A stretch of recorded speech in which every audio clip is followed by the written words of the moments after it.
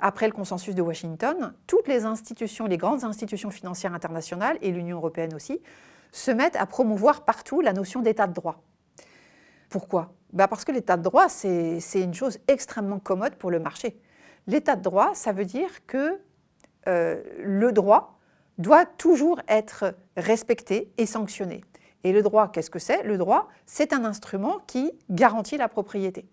Et qu'est-ce qu'on demande à la justice constitutionnelle notamment ? Et vous voyez des rapports de la Banque mondiale qui favorisent la justice constitutionnelle. Pourquoi ? Parce que la justice constitutionnelle, c'est celle qui va permettre de rappeler que la liberté d'entreprendre, c'est constitutionnel, que la liberté contractuelle, c'est constitutionnel, que le droit de propriété, c'est constitutionnel. Et que, on peut bien se passer de certains droits individuels, la liberté d'aller et venir, et évidemment de tous les droits sociaux, mais on ne peut pas se passer de ces libertés-là.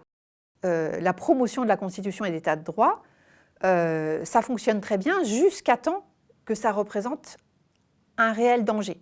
C'est-à-dire que le réel danger, c'est si on se met justement, pour le coup, à s'approprier vraiment tout ce qu'il y a dans la Constitution.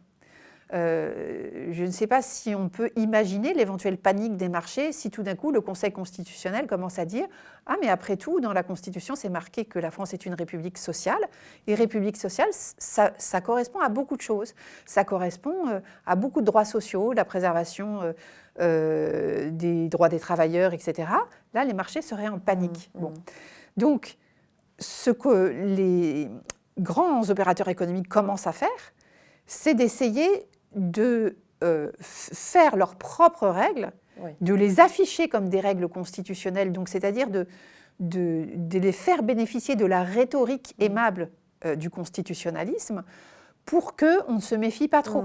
Pour montrer patte blanche en disant « Regardez, on met en place des mécanismes d'autorégulation, d'autosurveillance » qui en fait les rendent de plus en plus autonomes vis-à-vis du pouvoir. Parce que, quand même, il reste un petit danger.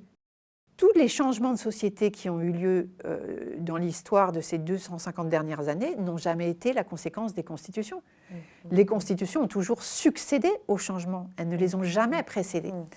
Donc le combat, il me semble, ce n'est pas celui d'un changement de constitution, c'est d'abord celui d'un changement dans l'exercice du pouvoir politique, d'un changement dans la priorité que l'on donne à certaines valeurs, etc., etc. Et que si la Constitution doit suivre, elle suivra, parce que je me demande si elle ne peut pas faire autre chose que de suivre.